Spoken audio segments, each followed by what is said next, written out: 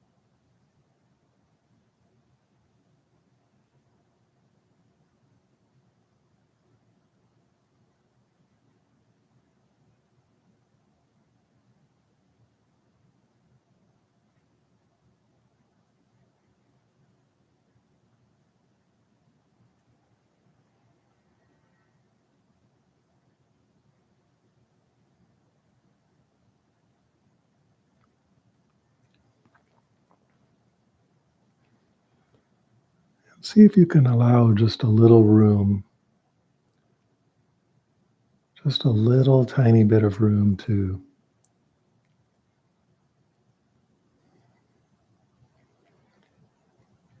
accept whatever way you are right now.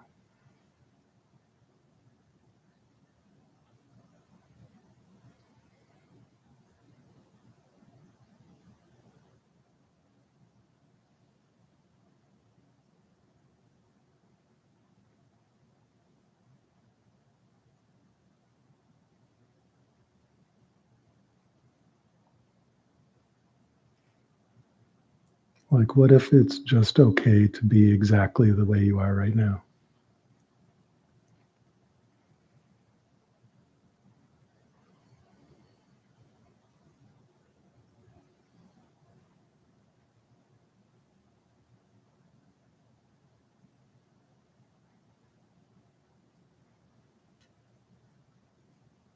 And if you wanted to, you don't have to, but if you wanted to, you could go just a little bit further than that and actually like the way you are right now.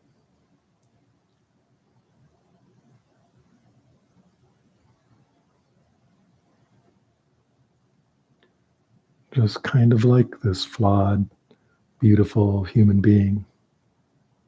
Just at least a little bit.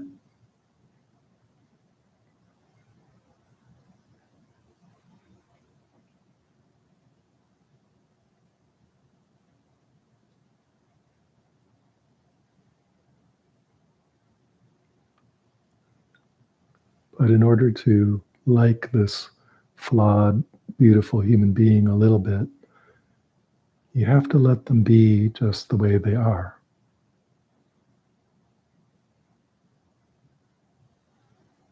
Otherwise, it's all conditional. Like, I'll like you if you become enlightened, or I'll like you if you quit being so confused, or I'll like you if you're this way or that way. And that's not really liking.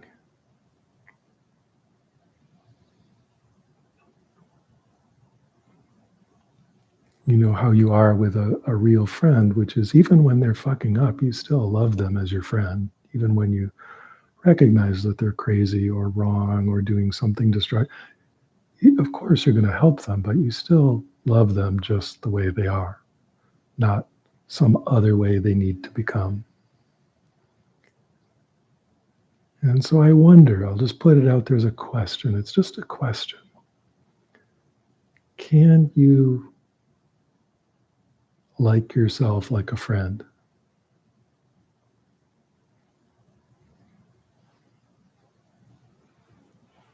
And just cutting yourself the slack to just be the way you are and like that person.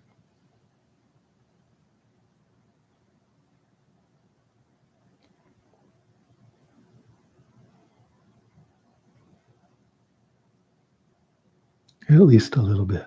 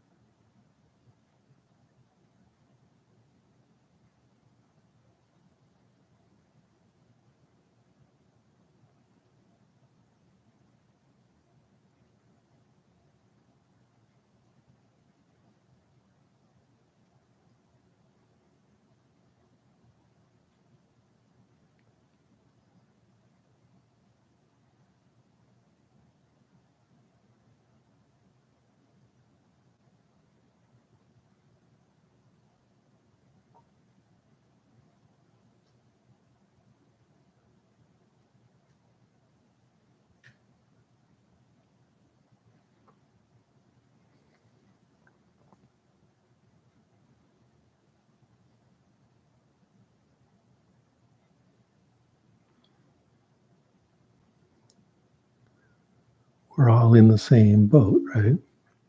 Every one of us is in the same boat. We're in a boat that's sailing out to sea and is going to sink. That is what it will happen. We're all sailing out to sea together, and the boat is going to sink. But the weird thing is, we don't know when. We have no idea when.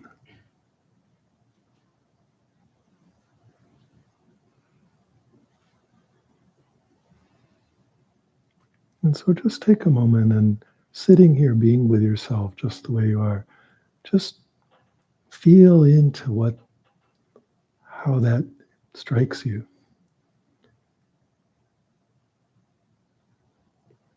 All of us are sentenced to death, but we don't know when.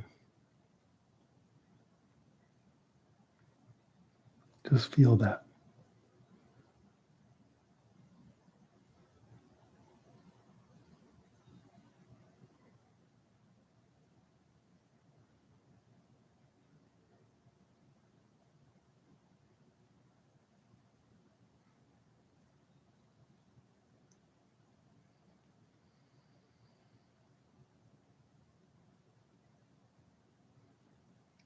You may notice how when we look at that for just a moment, that something just stops and opens.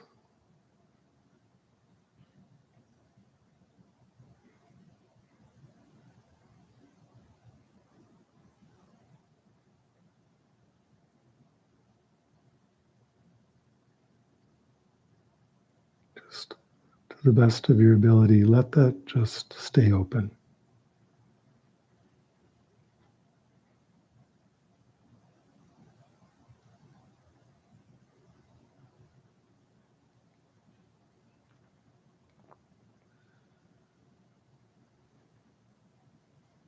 And sitting in that openness,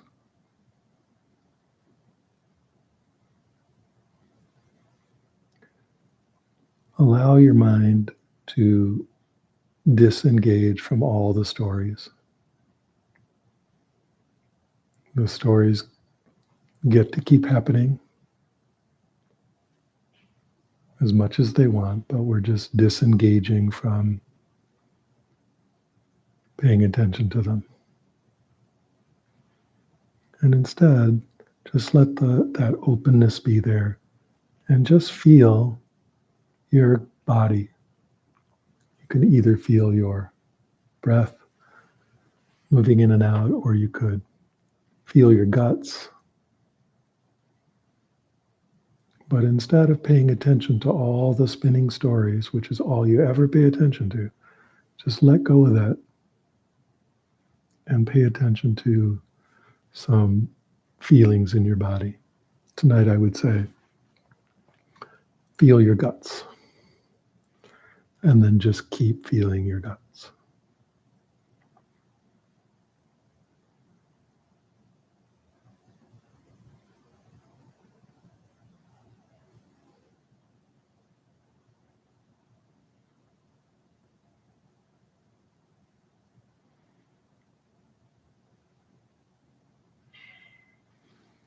You might feel full or empty, or kind of warm pleasantness there, or maybe nausea. There's lots of different feelings that can be there. But the invitation is to just feel it and let go of any story about it. Feeling it from a place of real openness, just noting that the sensations in your belly just appear in awareness. You don't have to focus on them.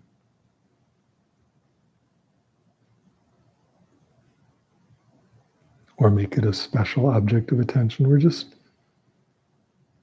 feeling it.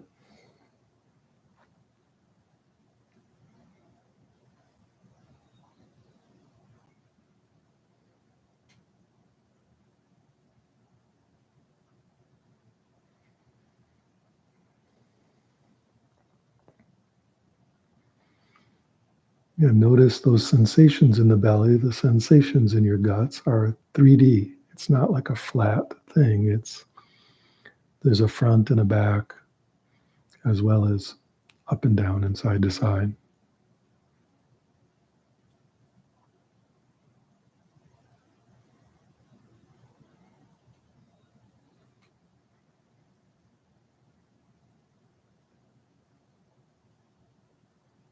But you may also notice as you feel into that,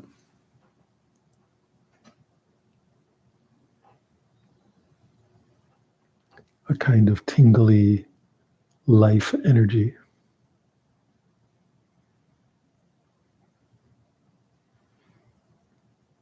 Our belly, our guts, it's not just plumbing, it's alive.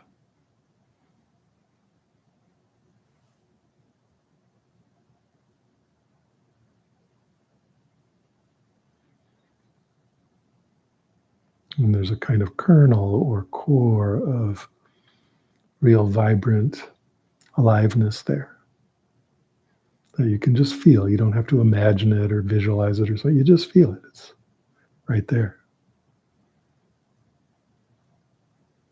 Very direct.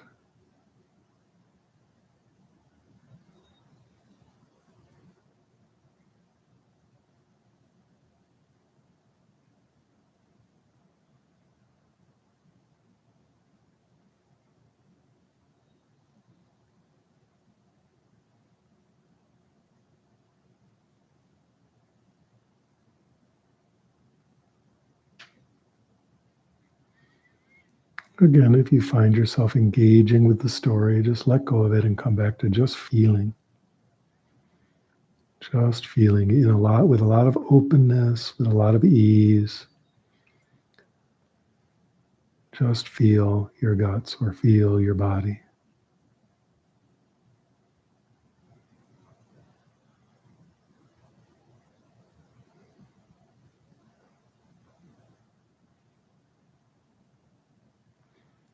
And notice if you have an urge to run away from it. And just come back. Or notice if you have an urge to bounce off it and get involved in something else, and just come back. And let's do this together for a little while, even if it's not comfortable. Just sit with it.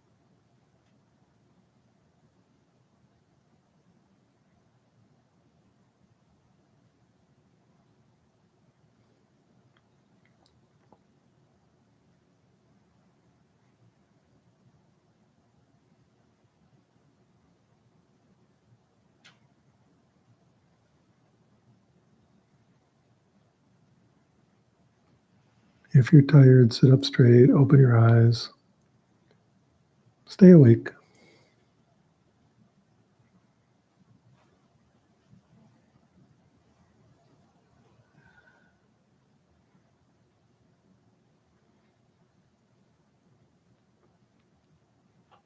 I'm a big fan of nap time, but this is not nap time.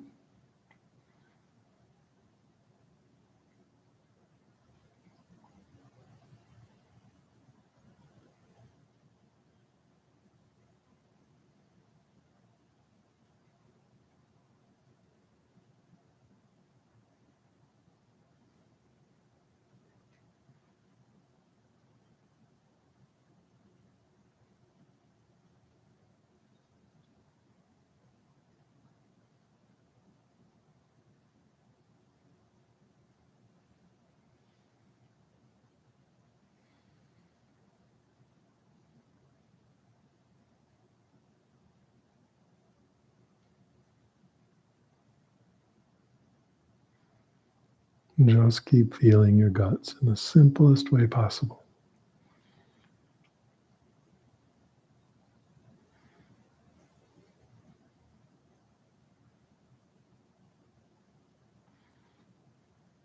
And if it's available to you, notice that tingling aliveness, that energy feeling there. It's very pleasant.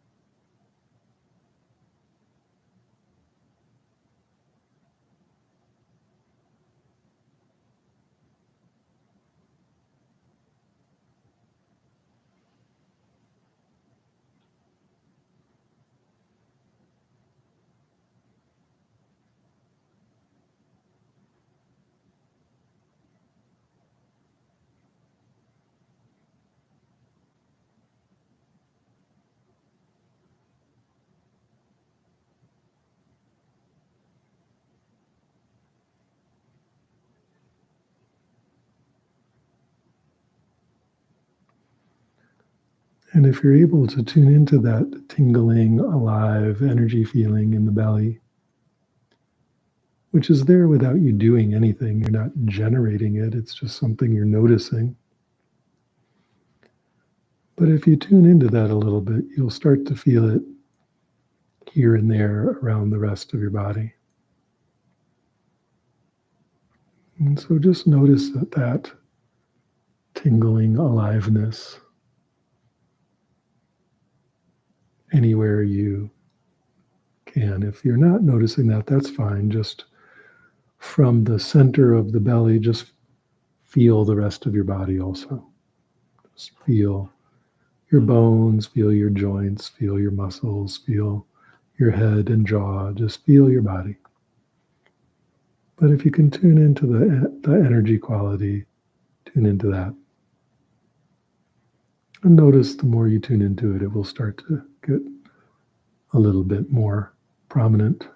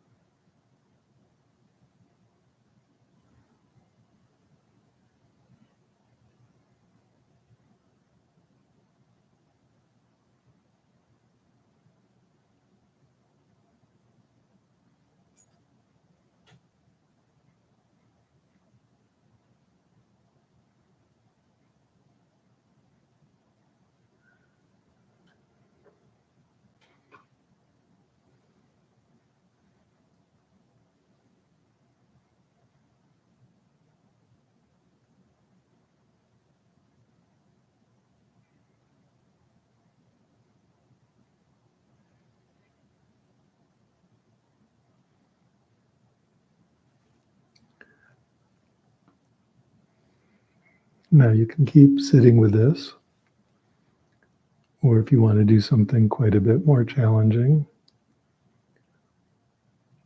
come back into noticing the thinking, the stories, which have been going in the background, going on in the background the whole time. But notice them too as just tingling energy.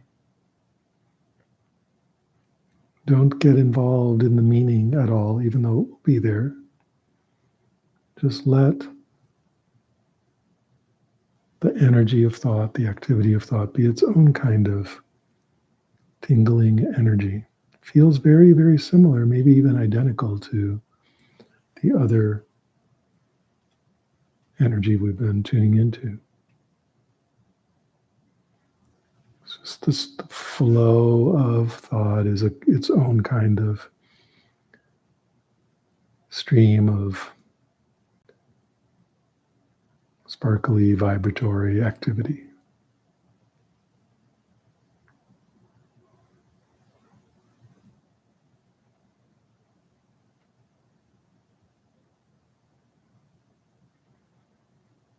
In order to notice that, we're not visualizing that or making it some kind of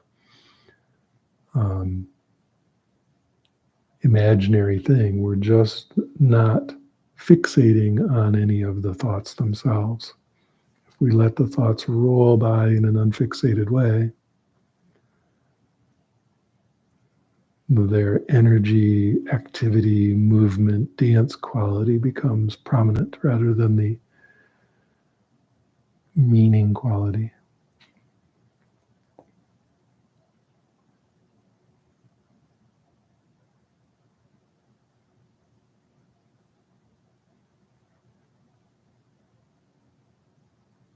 So just tune into that. Don't try to make it happen or imagine it happening. Just keep noticing activity of thought without grabbing onto it.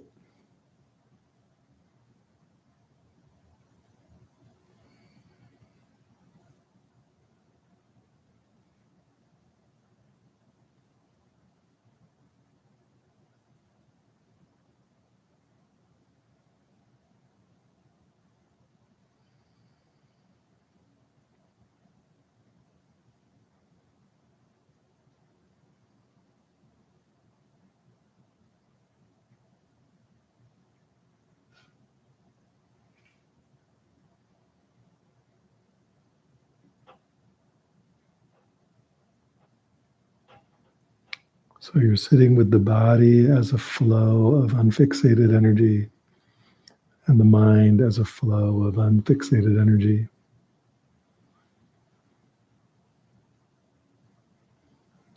And if that's not your experience, you can at least be sitting with the feelings in the body and maybe the movement of thought without engagement.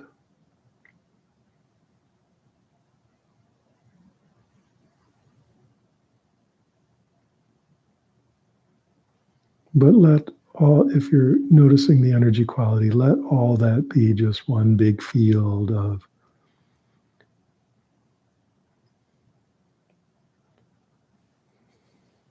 vibrating, dancing life energy.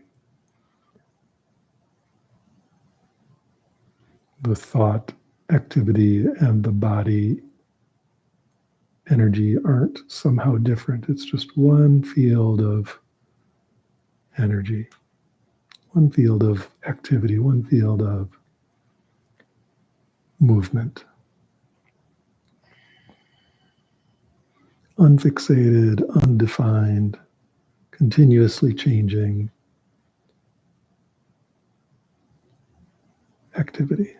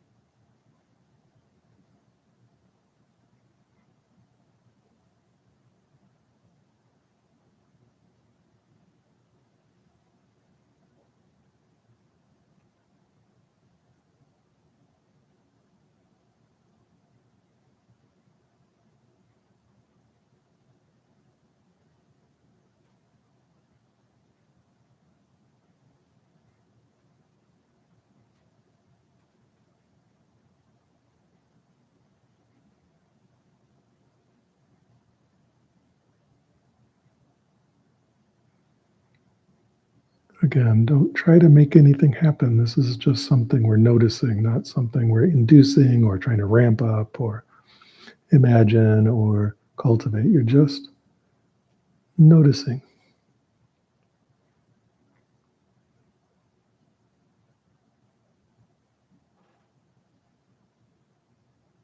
It doesn't have to be a big deal.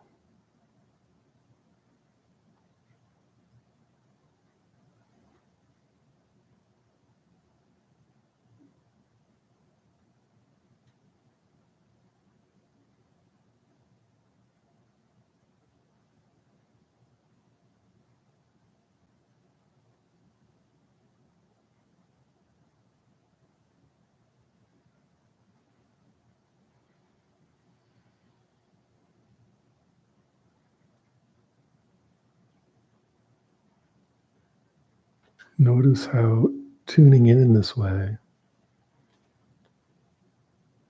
keeps bringing a little bit more relaxation and openness into the overall experience. Most of the tightness and rigidity is imagination of a tight and rigid body and a tight and rigid mind. And when we allow these to show their inherent unfixated, flowing quality, a lot of the tightness in our being just relaxes, opens, releases, settles.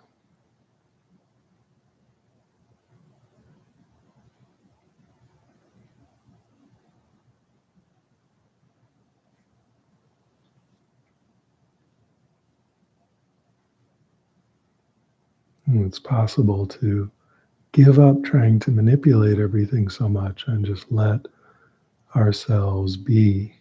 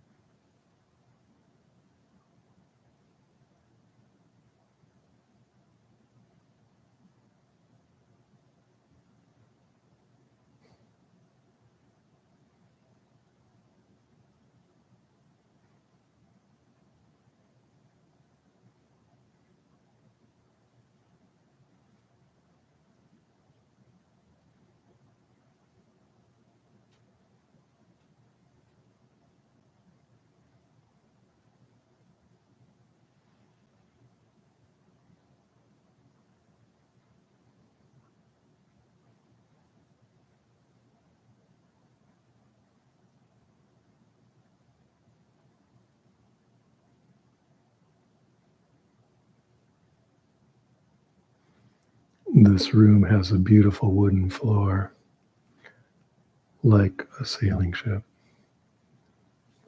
that's going out to sea and going to crack in half and sink. And we never know when.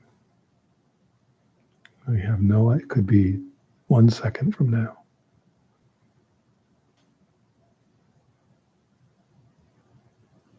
Could be 1 second from now.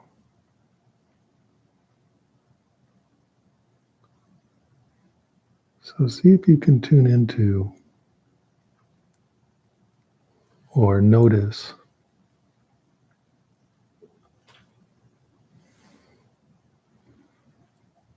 what's aware of these energy sensations in the body. What's aware of this activity of thought? Find the thing that's aware.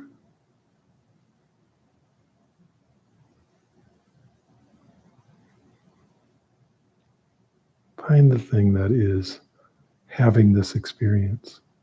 It's easy to say, well, me or my brain or something, but find it. Look and see if that's true.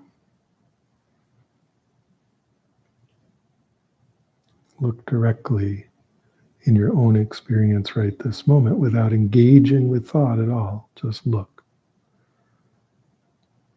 What's even having this experience?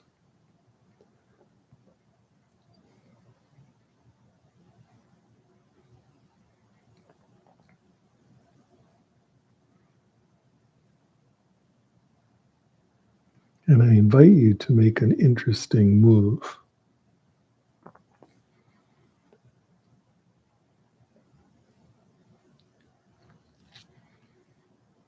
Which is, we're used to imagining that we are the thoughts and feelings, which are there, but we imagine that we're the thought and feeling being. But I invite you to simply be what knows that. Be what is aware of the thoughts. Be what is aware of the feelings.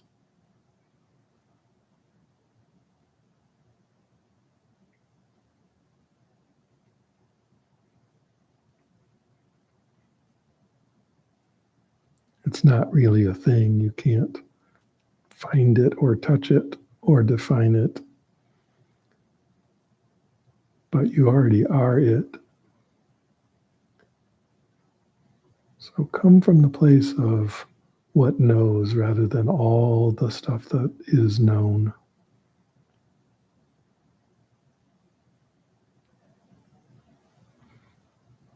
If we think of the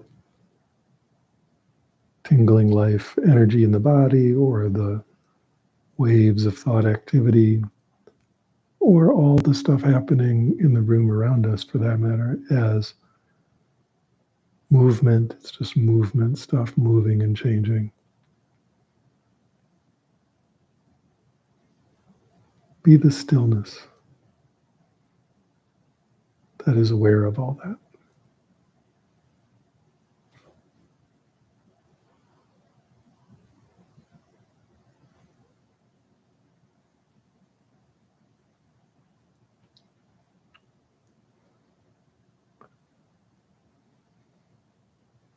Don't try to look at the stillness, just be the stillness that is aware of all the movement.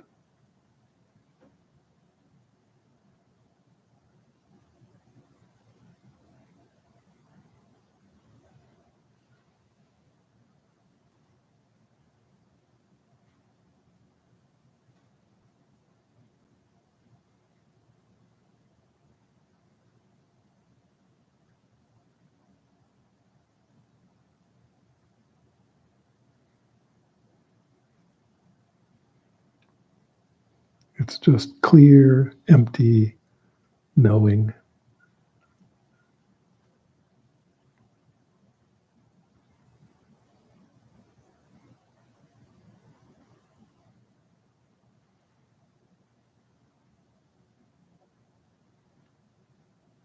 clear, undefined openness.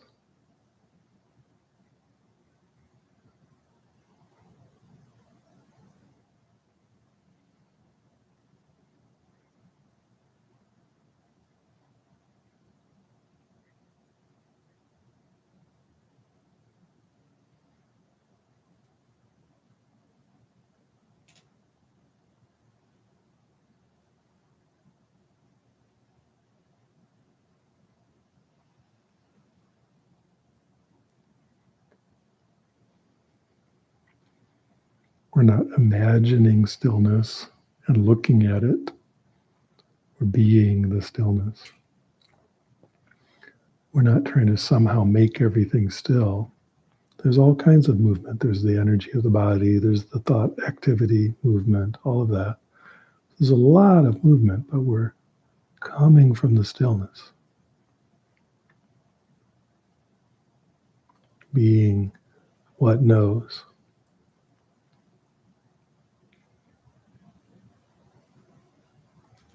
You can't do it by thinking about it. We're totally disengaged from any thought activity. It's fine to notice the thought activity, notice the energy, but we're not trying to figure anything out using it. Be what knows. Be the stillness that is wide awake.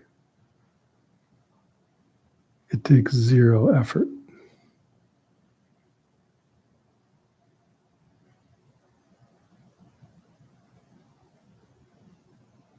You don't have to stare or put your mind in a special, you just be the stillness.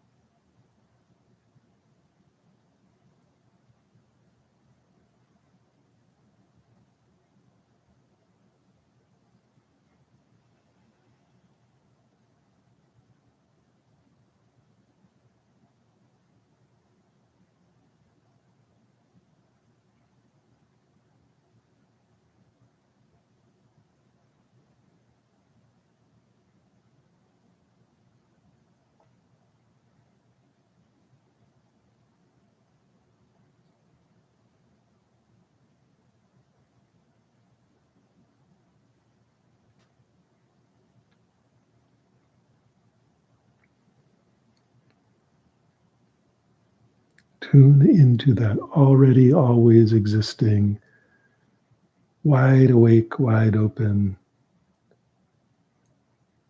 stillness and clarity. It's what knows. It's not the thing that's looking. It's not the thing that's trying to figure anything out. It's not the emotions. It's not the imagining of a position. It's what knows all that.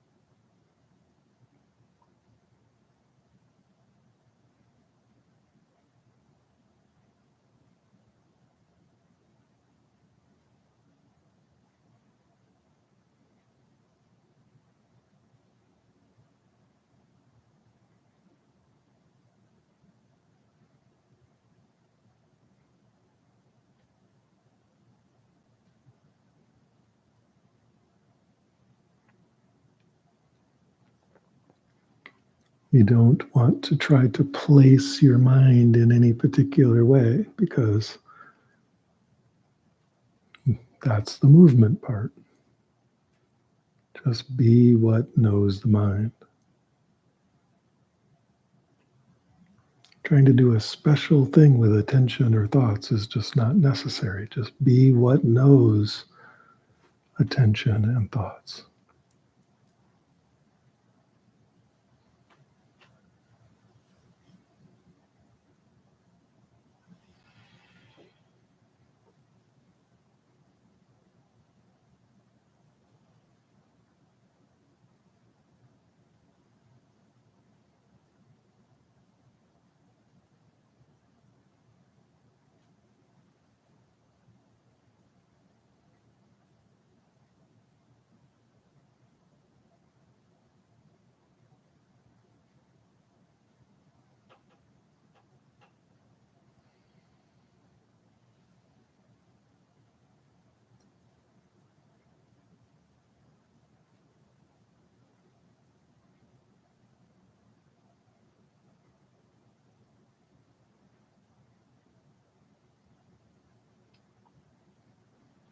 If you're having a blissful experience of radiantly delicious body energy, what is aware of that?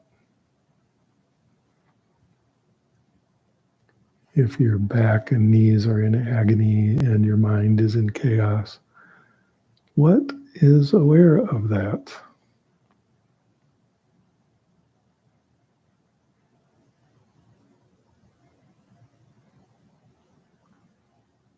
You're not going to figure it out by trying to get it from me.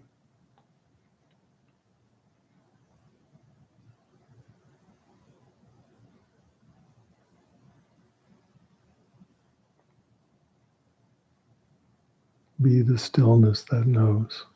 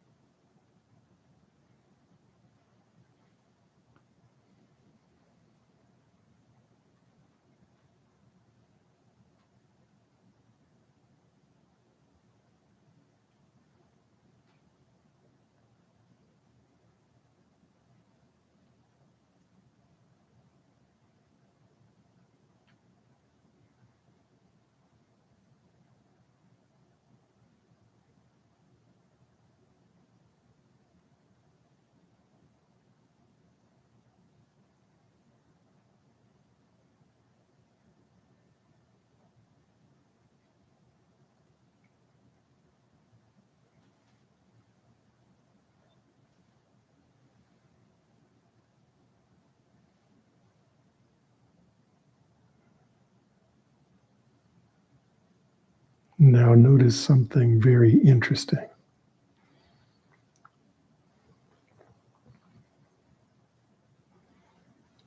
From the place of being the stillness that knows,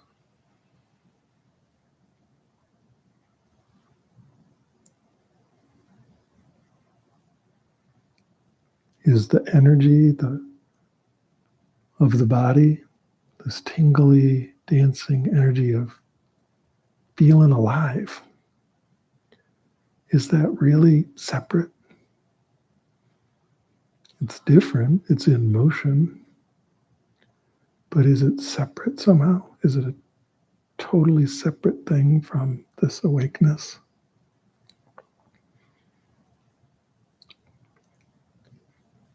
Feel.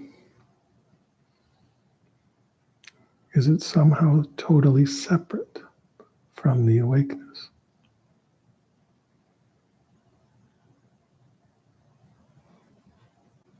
It's just in our imagination that the body energy and the awakeness are seen as two different things. That's a thought. When you're just in the experience, there's no separation at all. There's not one thing looking at another thing. There's just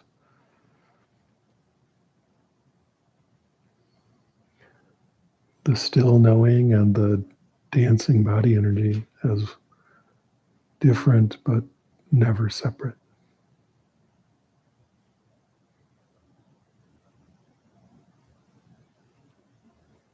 Never separate at all.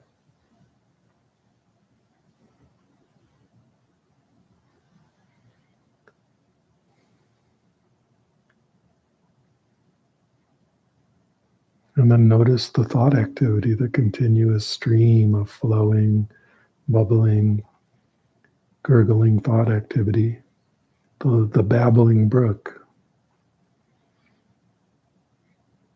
Is that somehow actually separate from the awareness of it?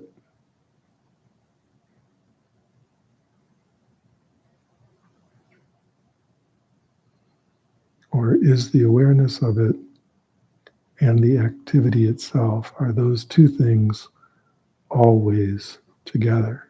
Even if they're different, one is movement, one is stillness, but they're never separate.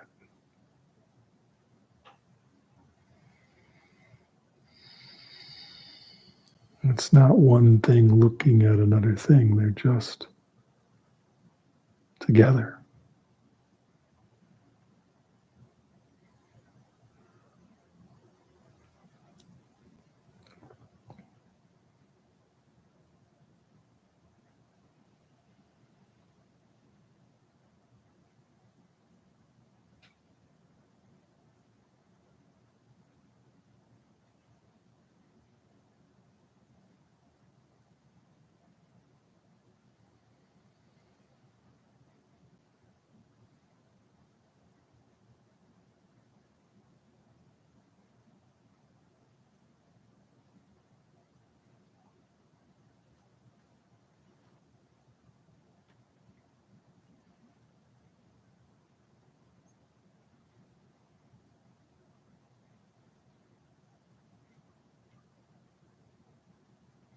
And then notice the room around you, the sights, the sounds, everything.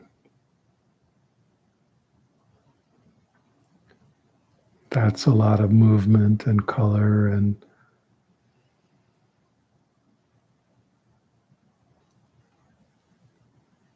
is that really separate from awareness? Is it like awareness is aware of that from some other place that it's looking from? Or is all the movement of the world around never ever separate from the awakeness that knows it? Look right now.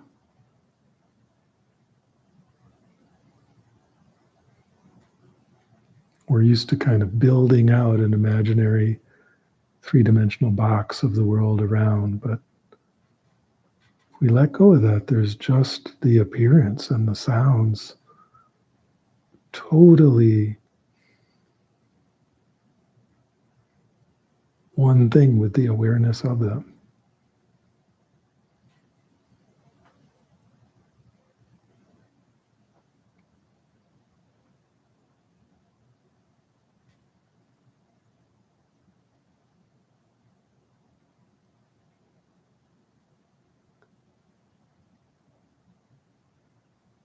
Just awakeness itself and the display of awakeness.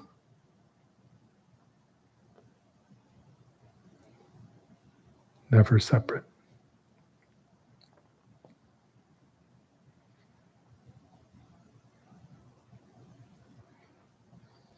Never ending.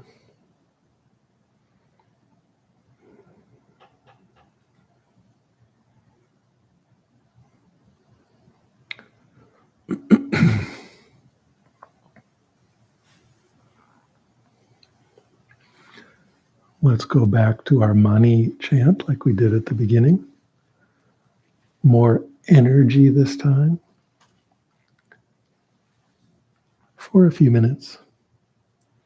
Remember not to suddenly go back into engaging with thought, but feel that there's no difference between the awakeness that knows the chanting and the sound of the chanting.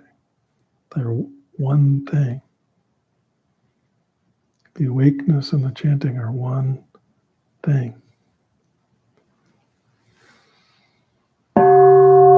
Om Mani Padme Hum, Om Mani Padme Hum, Om Mani Padme Hum, Om Mani Padme Hum, Om Mani Padme Om Mani Padme Hum, Om Mani Padme Hum, Om Mani Padme Hum, Om Mani Padme Hum, Om Mani Padme Hum, Om Mani Padme Hum, Om Mani Padme Hum, Om Mani Padme Hum, Om Mani Padme Hum, Om Mani Padme Hum, Om Mani Padme Hum, Om Mani Padme Hum, Om Mani Padme Hum, Om Mani Padme Hum, Om Mani Padme Hum, Om Mani Padme Hum, Om Mani Padme Hum, Padme Hum, Om Mani Padme Hum, Om Mani Padme Hum, Om Mani Padme Hum, Mani Padme Hum, Om Mani Padme Hum, Om Mani Padme Hum, Om Mani Padme Hum, Om Mani Padme Hum, Om Mani Padme Hum, Om Mani Padme Hum, Mani Padme Hum, Om Mani Padme Hum, Om Mani Padme Hum, Om Mani Padme Hum, Om Mani Padme Hum, Om Mani Padme Hum, Om Mani Padme Hum, Om Mani Padme Hum, Om Mani Padme Hum, Om Mani Padme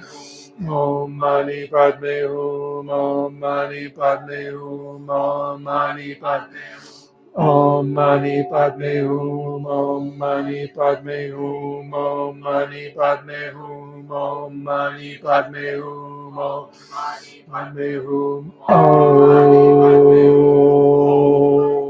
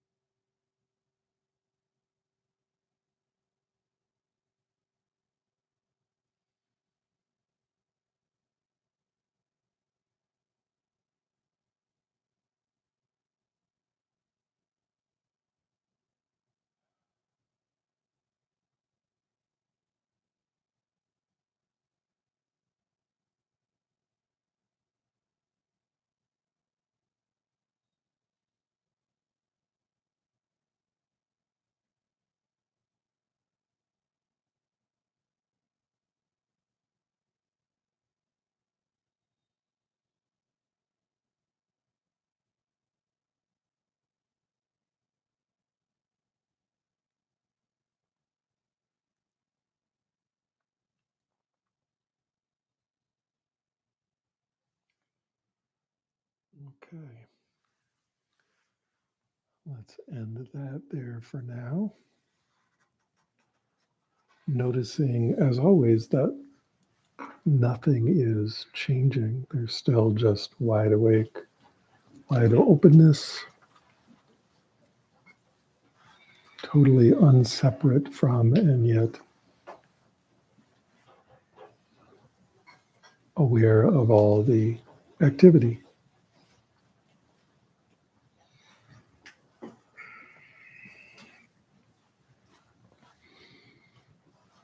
It's just really easy for us to get focused in on only the activity. And then eventually we imagine that we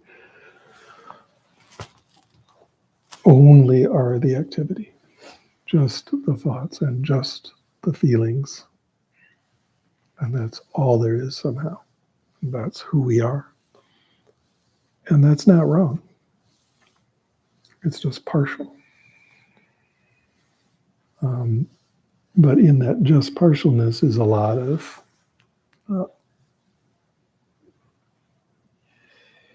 difficulty.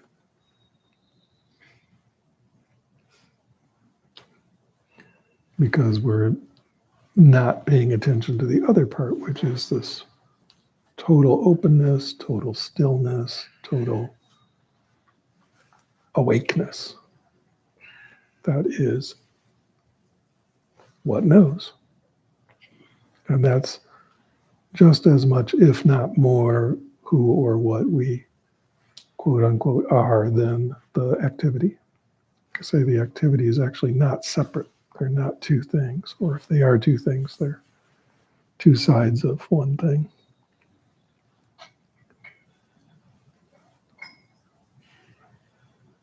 And so if you're listening and have been listening for minutes or years, all I'm ever saying is, hey, notice that awakeness. That's you. And I say it a lot because it's hard to remember. And everyone needs to hear it a lot because we're really, really, really focused on being the thoughts and being the feelings. And it's just really helpful to remember this other thing. That is what is aware of the thoughts and feelings.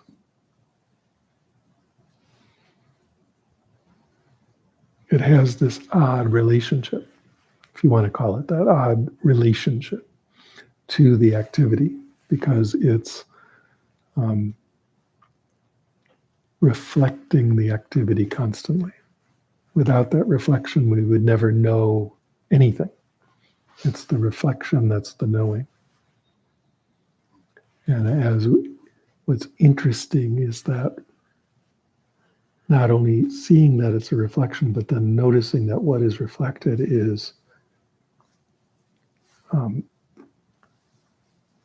utterly transparent, in the sense that you can't like grab an object in a mirror, even though you can see it perfectly. It's still utterly there as an experience, but you can't ever really grab it. That's really interesting, really amazing and enlivening to notice that. So you don't have to be in a meditation, just notice it now. Notice that all this experience is like reflected.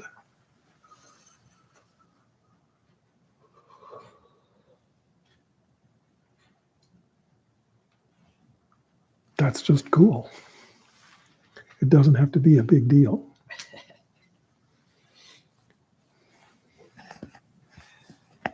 Hey, I'm pointing that out, so, worship my dirty socks or whatever. It's just not necessary. Please do not do that. But please notice the thing.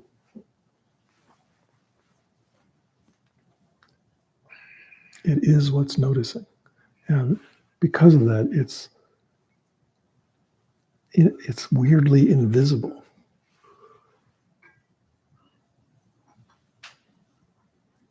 So you can't ever actually point awareness at itself. You can't take it as an object of attention. You can just be it. That's why it's hard to see, because everything else we take as an object of attention. You can pay attention to your thoughts, or pay attention to your body, or pay attention to what somebody's saying, or paying attention to something super important, like, do you really like the ending of Game of Thrones or something? Like, you can pay attention to everything else, but to this, you can't really do that in that normal way of aiming your attention at it. All you can do is be what's paying attention.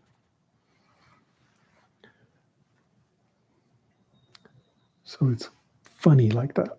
That's why, to point it out, I have to say things like, what's aware right now? And then instead of what everyone tries to do is point their attention at the awareness, and that doesn't work. But you try. So try it right now. Point your attention at your own awareness. Really try. All you can do is point attention at like the imagination of awareness, or a thing that you think of as being awareness. It's a concept. Try it again. Point your attention at your own awareness. It's like, I used to try to do that all the time, and I'm like, okay, I'm turning my mind around and looking at it. So that's not how it works. All I can say about that, and it's true, is you can't find it, because no matter where you point attention, it's the thing that's looking. It doesn't point at itself. So all you do is relax and be what's looking. And then, oh. So quit trying to find it and just relax and be the awakeness. Be what knows, be what's looking. Do it. Right now, do it. It's not like a big meditation technique. It's just it.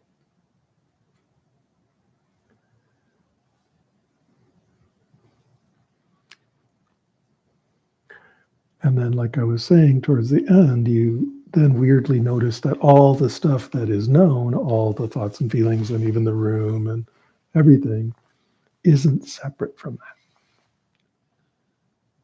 So in a weird way, even the things that we're used to paying attention to are just more of the same.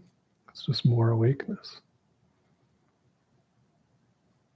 We have a concept that it's stuff, but what's really happening is the awakeness is looking at the display of awakeness, which it's not separate from. There's no distance and there's no looking happening.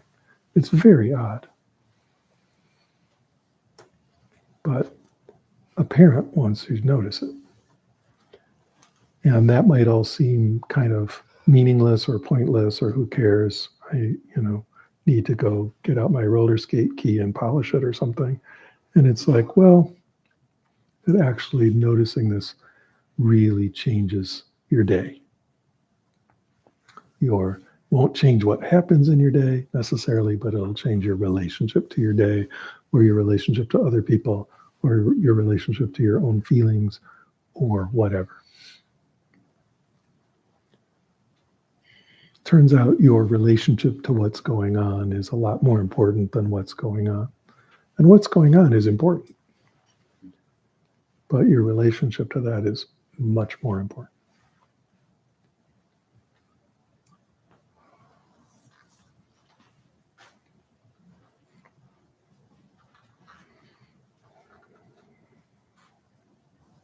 So here we are on this ship together that's about to get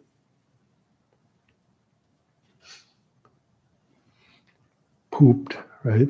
The waves will break over the stern, over the poop deck, and just sink it. And we'll all go down together. But what's weird is we'll go down together at different times, and we never know when. So just tune into that again. It's not like, oh, I've got 50 years to figure this out. You don't know that. You don't know that.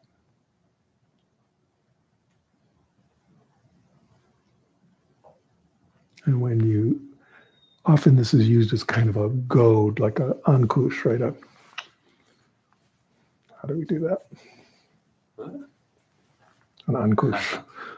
To like goad people into like, so you better meditate really hard because you don't know when you're going to die. I'm not saying it like that. But you better meditate really hard because my socks smell. And you got to be ready to deal with that. I'm using it instead to just point directly at the thing. And notice if you bounce off that into a lot of rumination, it's like, oh, that's, you're uncomfortable with the thing. I want you to get real comfortable with the thing. So I can talk like this all night, but maybe you guys want to say something. So the lovely and talented Eric will bring around this microphone if you raise your hand. And as always, this is being beamed live to other planets via the internet. So remember that whatever you say will be recorded for eternity. Hello. Hi. Hello. I just want to share a really interesting experience I had tonight, and kind of relating the way that I experienced it based on what you were saying. When we first started about thinking about your guts or some sensation in your body as energy field, as a flow, I kind of imagined it as a energy field of waves, kind of. Even though I kept saying, don't imagine it, don't imagine it. Yes. Okay. I'm getting there. So yes, I was imagining it as some waves. I was experiencing the waves, but there was still some imagining. Sure. And then kind of the second step, bringing in your thoughts and seeing those not necessarily as thoughts, but also kind of as part of this sensation as these waves. So it's like, okay, I'll add my thoughts to this kind of energy wave field. So I was feeling my body and I was feeling my thoughts as waves. Next, when you talked about then notice that. So position yourself or your awareness as a still center and kind of notice this activity happening around you. Kind of able to take myself out of my body and into this position of stillness to notice not only my thoughts and my body as this kind of wave field, this tingly sensation. And then after that, just saying, well, what is noticing this? What is awareness? Then being able to kind of incorporate my awareness into this energy field of waves. So my awareness and everything that was going on was kind of incorporated within this feeling field. Next incorporating the room and all the surroundings, imagining that, like you said, not as an actual space, but just as part of this collection of energy wave fields and experiencing all at the same time. And then when we got to the end, when we were chanting, also noticing that as just part of this experience of waves. And then I found that at that point, I couldn't actually place the physical boundaries of my body because I was all just encapsulated in this wave field. And I was having a hard time seeing where like my body began or ended and where like the wall ended or began. So it was kind of this cool experience to just feel that everything was just this field and I couldn't figure out where my physical body started or ended until I opened my eyes and I was like, oh, well, that's where my legs are. That's where my hands are. So it's a great experience. Thank you. Yeah. And it turns out you still can't find them. That's just more, the visual is just more of waves. So very good. Thanks for sharing that. Hint, that might be part of what we're pointing at, right? That you can't really locate it. We think it's obvious where our body is, but the more you feel into your own experience, it's a little different than that. So very good. What else is out there? What other stuff is coming up? What other burning questions or scathing critiques are you grudgingly nursing out there? Krishna. Hey, how's it going? Good. How are you? Good enough. Good. I think I'm good. No one else knows but you. I don't even know. I don't know. Okay. I can't know if I feel good or bad. I just don't know Okay. because I can't know if I am it. Was there something you wanted to say? Yeah. So you're talking about knowing, and you're talking about kind of being in awareness at some point, or kind of dropping the conceptual filter around Everything. everything. Yeah. So the question here is, usually if you're trying to know something, you see it through subject object. So you're looking at objects of attention, you're noticing them, you're observing them, or you're knowing them, or you're noting them. In this case, how can you know it? Because you can't really know awareness when you're being it. And when I'm being it, it feels more like it fills up. The best way I can describe it is it feels like it fills up a room, except there's no room. So I don't know what it's filling up. Sure. It feels like it's filling up my heart, but Okay. I can't know it. I just feel like this tingling buzz in the heart, Okay, ready to have your mind blown? and I just wake up to it. Ready to have your mind blown? I don't have a mind, but sure, How do you know you feel that? because I feel like Right. That's love what for I mean- myself. that's Like when what you're I talking mean about the by friend, knowing, you're aware of it.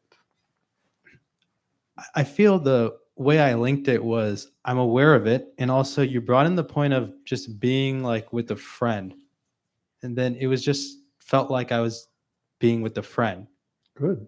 I didn't really know, like I don't think about, oh, I know my friend or I don't know my friend. When I'm really feeling good, I'm like, I'm If with you're- my friend. If you're with your friend, are you aware of that fact? Yeah, on That's some all level. I'm saying. It's not hard. It's not complicated. Okay, so don't get caught up in the language like that. I'm using different words because different words help different people in different ways. And if one of the words is sticking in your mind crawl like that, just use a different one. Okay, Sure. there you go.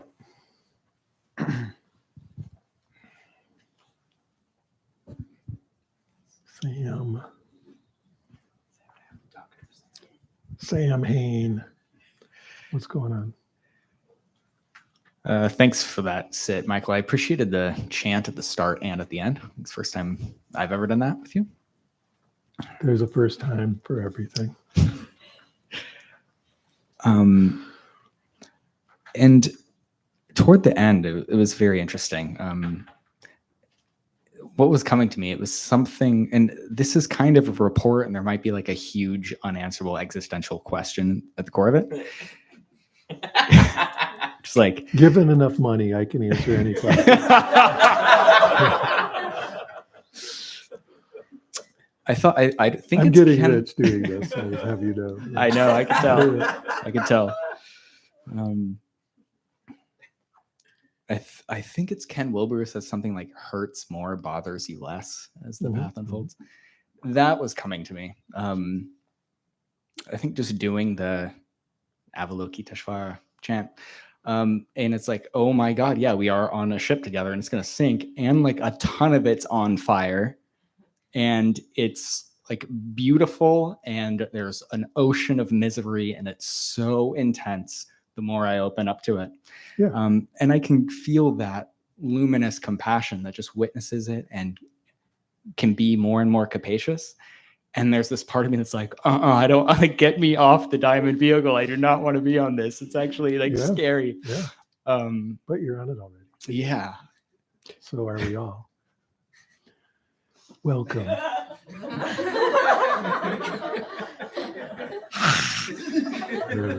Okay, so I guess I'm just curious about the idea that this is liberating. That capacity Yeah. becomes used. You get a couple extra gold stars for using the word capacious. Okay? It gets more and more capacious, and then more and more capacious, and then it's much bigger than you thought it could ever be. There's a lot of room in there, and that's the liberation part.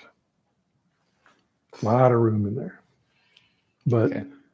everything kind of has to break open, not just somehow stretch. It just breaks open. Yeah. So there's some breaking in there. Yeah. Doesn't feel necessarily yummy. That makes sense. Yeah. Yeah. That was a satisfying answer. Thank you. Do the Venmo. We'll smell your socks. There we go. This is working. This is starting to work. Yeah. Who's next?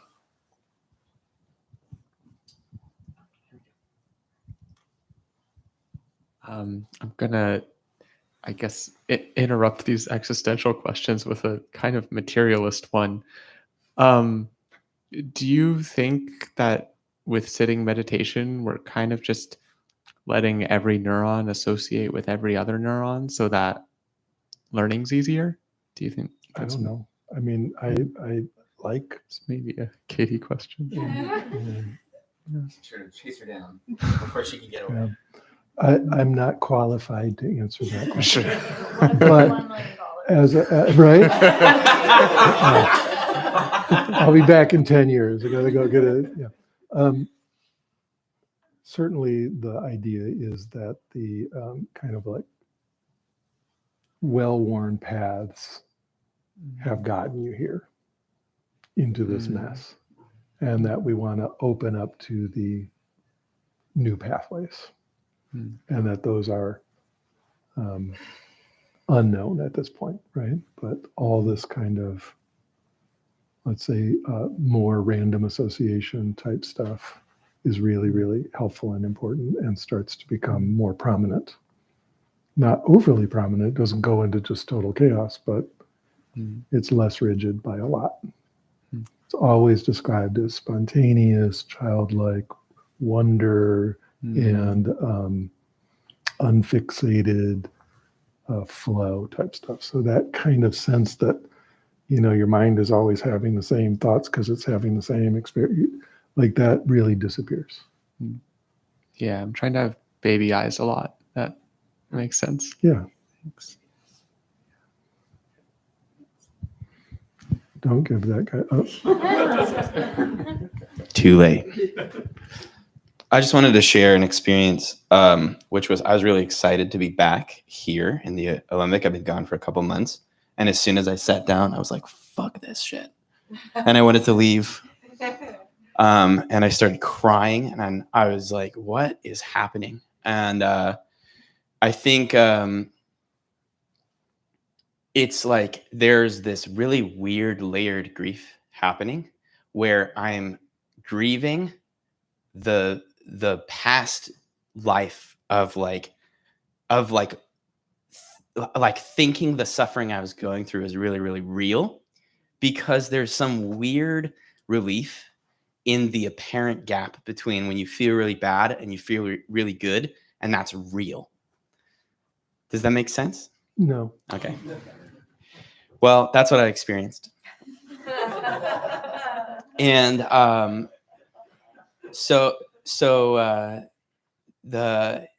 it's just weird. It's just fucking weird. It hits different. Yeah. I guess that's what I'm trying to say is like everything hits different, and it's really mundane, and like it's like every expectation I've ever had in my life continues to be wrong.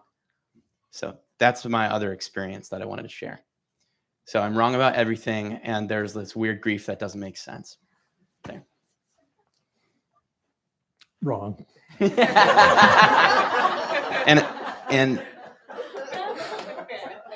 I can smell your socks. Yeah, we're right here. I'm already getting it. Right. Thanks, Peter. Okay, let's switch the program over to Dr. Catherine Devaney, Executive Director